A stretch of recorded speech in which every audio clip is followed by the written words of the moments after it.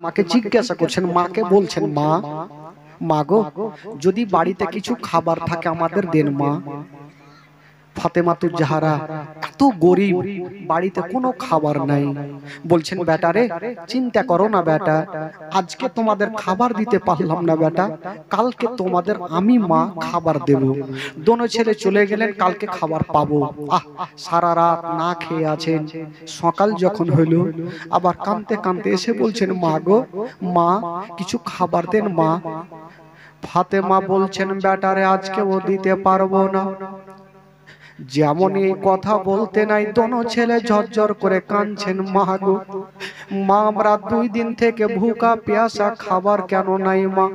ফাতেমা বলছেন, বেটারে আমি তোমার মা, কথা দিলাম কালকে তোমাদের খাবার দিব রে বেটা, আজকে দিতে পারলাম না। দোনো ছেলে রাগ করে আর মার কাছে থাকলেন না, জঙ্গলের দিকে যেন কাঁদতে কাঁদতে চলে গেলেন। আর ওই মুহূর্তে আমার নবী মুস্তাফা এসে ফাতেমাকে বলছেন, ফাতেমা আচ্ছা বলো রে বেটি, আচ্ছা বলো মা, তোমার দোনো ছেলে কোথায় আছে বলো। বলছেন, আব্বা গো আব্বা, আপনার দোনো নাতি রাগ করে জঙ্গলের দিকে চলে গেছেন। যেমন এই কথা বলতে নাই, আমার নবীর অন্তরখানা ফেটে গেল। বাবা এত ভালোবেসেছিলেন দোনো নাতিকে। আমার নবী বলছেন, ফাতেমা আচ্ছা কি হয়েছে বলো। বলছেন, আব্বা গো আমার কাছে খাবার নেই, আমি খাবার দিতে পারি নাই, তাই আমার দোনো ছেলে জঙ্গলের দিকে চলে গেছে। আমার নবীর অন্তরখানা ফেটে গেছে। যেই নবী না হলে আসমান জমিন সৃষ্টি হতো না, যেই নবী না হলে পাহাড় পর্বত সৃষ্টি হতো না।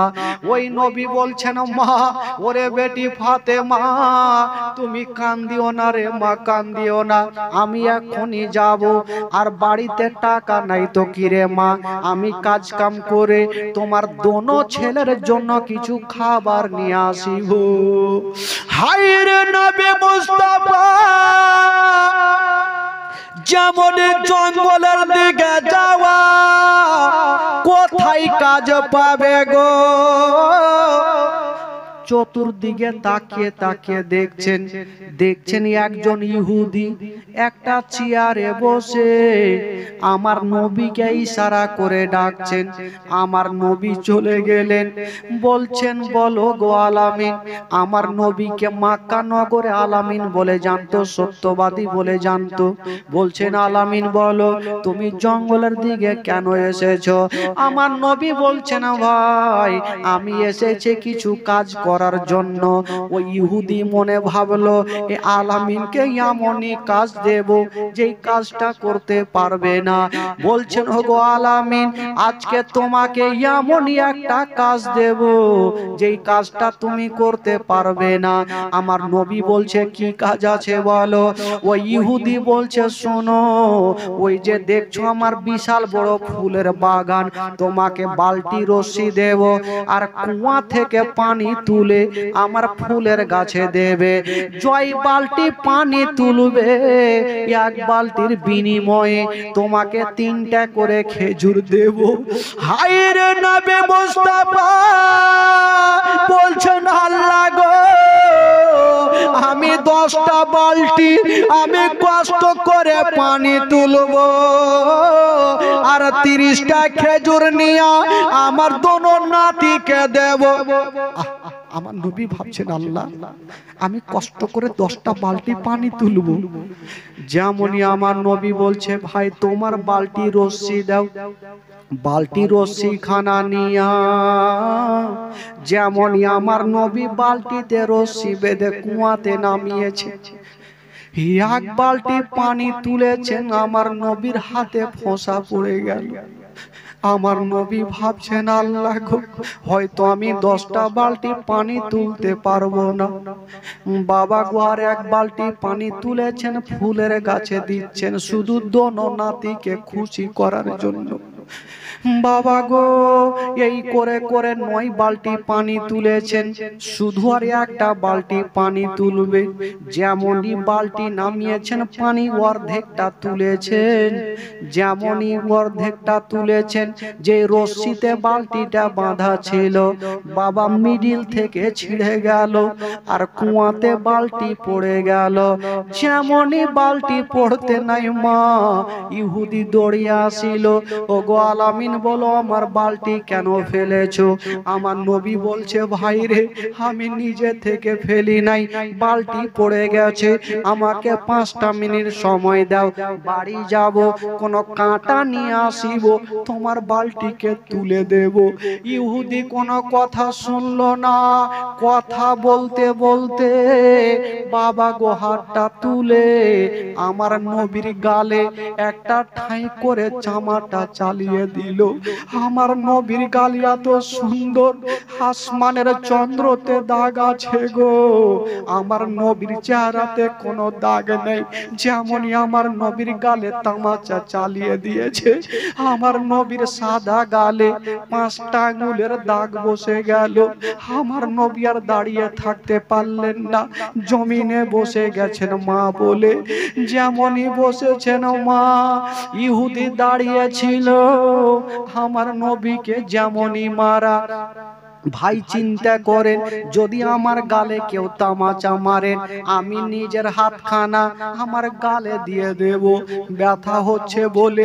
কিন্তু আমার নবী কি করেছিলেন, যেমন ইহুদি আমার নবীর গালে তামাচা মেরেছেন, আমার নবী নিজের গালে হাত দিলেন না, সঙ্গে সঙ্গে ইহুদের হাতখানা ধরে সাহলাচ্ছে আর বলছে ভাই রে তুমি তো আমার গালে এত জোরে মেরেছো, তোমার হাতে কি ব্যথা হয়েছে, তোমার হাতে কি ব্যথা হয়েছে? যেমন এই কথা বলতে নাই ইহুদি হাউমাউ করে কাঁদতে লাগলো। জানি না এই লোকটাকে এত জোরে মারলাম, নিজের গালে হাত না দিয়ে আমার হাতখানা নেড়ে দিচ্ছে, আমার হাতখানা সাহলাচ্ছে। ইহুদি কাঁদতে কাঁদতে বাড়ি গেল, আর আমার নবী কয়েকটা খেজুর নিয়ে এক হাতে খেজুর আর এক হাতে গালে হাত দিয়ে বাড়ি যাচ্ছেন। ডাক দিচ্ছেন বেটি, ওরে মা ফাতেমা একটু বাইরে বেরিয়ে আসো। বাবের কথা শুনে ফাতেমা বেরিয়ে গেল। আব্বা এসেছেন, যেমনই বেরিয়েছেন বাবা, আব্বা গো কি হলো? মা তোমার ছেলের জন্য খেজুর নিয়ে এসেছি। ফাতেমা লক্ষ্য করে দেখছেন বাবা আমার নবী একটা হাতে খেজুর আর একটা হাত গালে রেখেছে। ফাতেমা বলছেন আব্বা গো আপনার গালে হাতখানা কেন রেখেছেন, একবার নামিয়ে দেন। আমার নবী কাঁদতে কাঁদতে বলছেন ফাতেমা আমি যদি আমার হাতখানা নামিয়ে দিই মা তোমার পা থেকে জমিন সরে যাবে মা, তুমি সহ্য করতে পারবে না। ফাতেমা বলছেন আব্বা গো এমন কোন দুঃখের কথা নাই আব্বা, আমি জানি না, আমি আপনার সব দুঃখটা জানি। আব্বা গো আপনার হাতখানা টেনে নেন। আমার নবী বাবা গো যেমনই হাতখানা টেনেছে, ফাতেমা লক্ষ্য করে দেখছেন বাবা আমার নবীর গালে যেন 5টা আঙ্গুলের লাল হয়ে দাগ বসে গেছে। ফাতেমা বলছেন আব্বা গো, আব্বা গো কে আপনার গালে মেরেছে আব্বা? নবী বলছেন ফাতেমা রে একজন ইহুদি আমার গালে মেরেছে রে মা, তবে বেটি রে আমাকে যে মেরেছে মা আমি তাকে ক্ষমা করে দিয়েছি। ওই নবীর ব্যবহার কেমন ছিল বাবা গো, যে ইহুদি আমার নবীকে মেরেছে ওই আমার নবী ইহুদিকে ক্ষমা করে দিয়েছেন।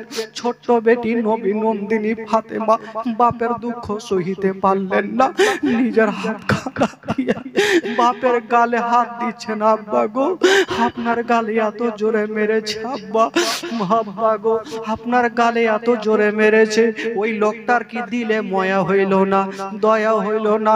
আমার নবী বলছেন ফাতেমা আমাকে যে মেরেছে মা ওই লোকটা আমাকে চিনতে পারেনি, যদি আমাকে চিনতে পারতো তবে আমার গালে তামাচা মারতো না।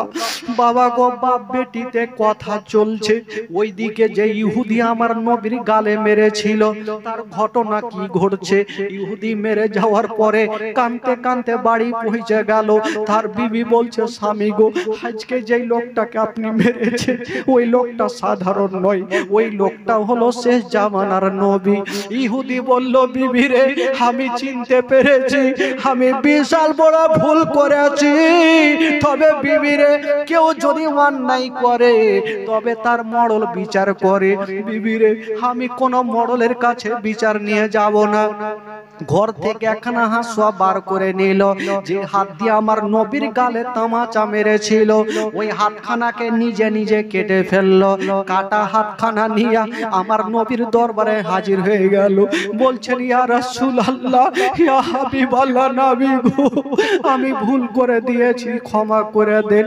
ইয়া রাসূলুল্লাহ, আপনাকে চিনতে পারিনি। নবী গো, আপনার মধুমাখা কলমা শরীফ আমাকে পড়িয়ে দেন। হায়রে নবী পাক, ওই ইহুদিকে কলমা পড়াইয়া দিলেন। যেমনই কলমা পড়ে মুসলমান হয়েছেন, আমার নবী বলছেন, ভাই একটু কাছে আসো। ইহুদি একটু কাছে চলে আসলো।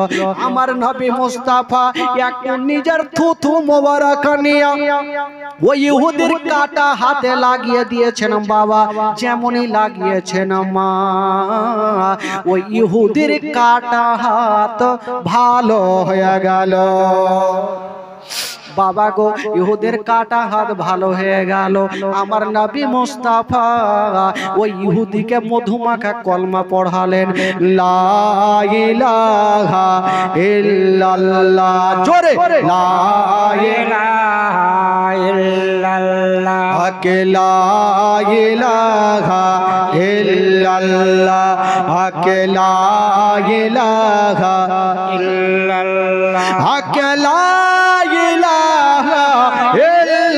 লা মুহাম্মাদুর রাসূলুল্লাহ সাল্লাল্লাহু আলাইহি ওয়াসাল্লাম। আল্লাহুম্মা সাল্লি আলা সাইয়্যিদিনা মাওলানা মুহাম্মাদ ওয়া আলা আলি সাইয়্যিদিনা